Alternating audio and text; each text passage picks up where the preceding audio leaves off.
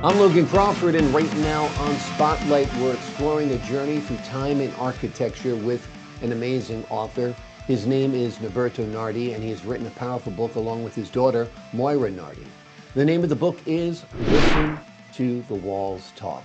This father-daughter collaboration takes us from the origins of humanity to a near-future world, revealing how our spaces shape us and are shaped by us. With a unique blend of historical fiction, environmental insight, and architectural perspective, this novel offers a fascinating look at our relationship with the spaces we inhabit. We're delighted to have this very talented author join us here today on Spotlight. We thank the team at Atticus Publishing for helping us put him in the spotlight today, and we ask viewers like you to support authors like him by subscribing to our channel and by purchasing his powerful book. The links are below this interview. Norberto, thank you so much for joining us here today on Spotlight. It's a pleasure to be here, Logan. Thank you. Pleasure to have you on the show. What inspired you to write Listen to the Walls Talk and explore humanity's relationship with space? Well, probably I should go back a little bit to say, in many ways, where I'm coming from about books and literature. My mother and the grandmother of my daughter was an amazing inspiration when we are dealing with literature and books. She was the president of a public library that was just around the corner, exactly less than 100 yards from my house. And I grew up between books, between my mother pushing me to read and inspire me. And then I moved to music because I am a classical musician too, and architecture. And I discovered something super interesting that when you are composing a piece of music, or you are designing a building, or now when you are writing a book, it is a path which is quite similar, even though they are coming from different, genres and different approaches. And I enjoy it, and because I always thought that by designing buildings for many years, like many architects, we believe that we are creating spaces, self-contained spaces in many cases. I realized by probably aging and maturing about my experiences that I've been working so many years in this activity, that in reality, we have another partner in this process. And the other partner in this process are the spaces. When I was invited to exhibit in the Venice Biennale, which is an incredible opportunity for us, I created a motto for that exhibit. And the motto was framing the air. Because in many ways, why framing the air? Because in reality, architecture is what it does.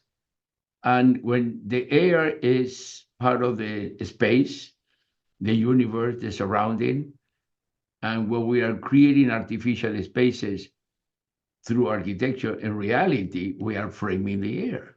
Yeah. So my book is an evolution of that process, I would say. I thought, well, if we have a voice in architecture, architects, we are well known to be kind of arrogant in our statements. We believe that we are in control of a language, which is partially true. But what we forget many times, that the counterpart, that they are those spaces, like it happened with the climate today. The climate has a voice. Clearly, it responding to us. And it's responding in a very, sometimes, aggressive way. And because they don't like what we are doing with the spaces, with the air, okay? So that process start motivating me to envision this project. And then with the collaboration of my daughter, that she brought this incredible insight of psychology, we create this book that is not necessarily a thriller. It has mystery, has a little bit of action, but in reality is a passage through history and through understanding how those spaces have been responded to the action of humans. And that's what the book is about. The result is no eureka. It's not that I discover that I love to write, by the way. It was one of the most exciting experiences that I have. As a result of the COVID-19, by the way, because my office was partially closed and I was needing to be working from home, driving less. You asked me before when my office is, I drive every day about an hour from the Hollywood Hills to my office next to Pasadena. So I saved that time and I put in writing. And that was a very interesting experience. We're glad you used that time productively to create this wonderful book.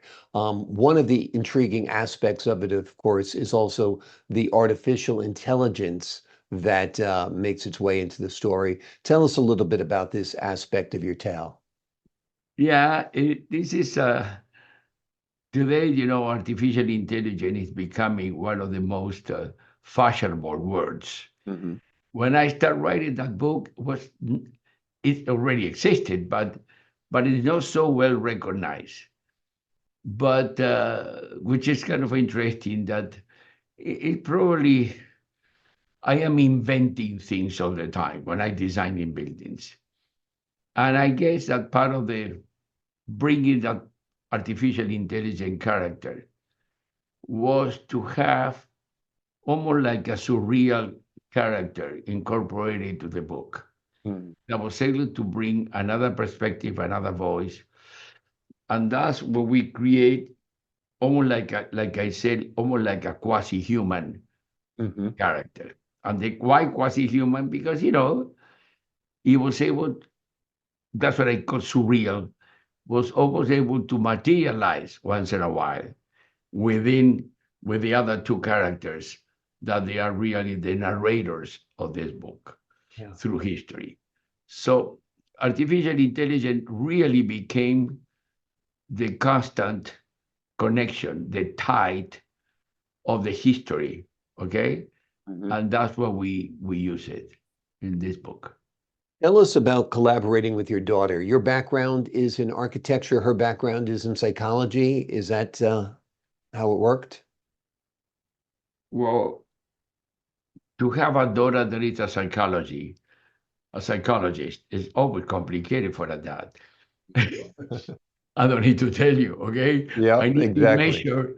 I need to measure how I deliver my words because I always overanalyzed. Right. And by the way, I have 3 psychologists in my kids, so I am abundant connection. But with Moira, my oldest daughter, our collaboration was super, a combination of love, confrontation, and true. Why do I say confrontation? Because we are coming with 2 different fields, and when you're an artist, and I consider myself an artist, you're always work, and you know that because you are an actor. You work with a certain level of irrational reaction. The emotional connection is a component that you cannot avoid. Right. And that's what produced the creative act.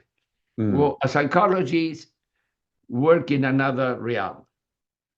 They work in analyze facts, analyze results, and I think the 2 different voices that we have allow both of us to create a sort of a common language that was super, super beautiful. Plus, allow me to be more in touch with my daughter, which is another marginal or important benefit of the collaboration, okay? Absolutely. Yeah, it sounds like a wonderful collaboration working with your daughter on a project like this. Before we leave you today, what do you hope your readers take away from your book? What do you hope they learn from it? What do you hope they experience from it?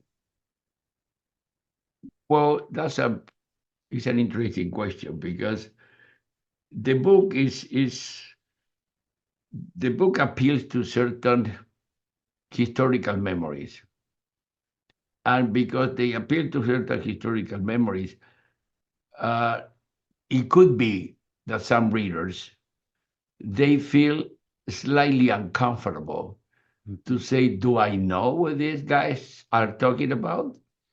Well, what I would like to produce with this book, number one, that they understand the message of the book, which is the combination between creative act and spaces. But on the other side, maybe trigger on the readers something which is for me an amazing component in human development. That is curiosity. Curiosity in this case triggers the anxiety or the power to know more. And even for those people who don't know all the history that we are coding in this project, you know, what I did, all the places that are narrated in the book, I've been there. I didn't need to research more because I work in China, I work in Japan, I work in Europe, I work in Latin America. So I've been there. And when you experience the places, it's another reading. That's why it's important too. That's what I contribute to the book. Absolutely. I don't I know if that give you an answer to your question, No, but you absolutely did. I think people have an appreciation for this framing of space, as you mentioned, and an appreciation for our culture, our society, and the arts as well. The name of the book is Listen to the Walls Talk by Norberto Nardi and Moira Nardi. This father-daughter collaboration takes us from the origins of humanity to a near future world, revealing how our spaces shape us and are shaped by us. Wonderful book, wonderful read, highly recommended. Norberto, thank you so much for joining me here today on Spotlight. it's a very great pleasure to talk to you, Logan. Thank you for having me here. My pleasure. And folks, stay tuned because right after this interview, we're going to have a little bit from Moira Nardi explaining her part in this wonderful work. To the folks at home, I'm Logan Crawford, thanking you for your time this time. Until next time on Spotlight. Hello, my name is Moira Nardi. I'm the co author of the book Listen to the Walls Talk that I co wrote with my father, Norberto. We collaborated to incorporate both of our careers. I'm a psychologist and a professor of literature, and he's an architect. I incorporated elements for a psychological thriller, and he mostly developed the historical part, and of course with elements of architecture.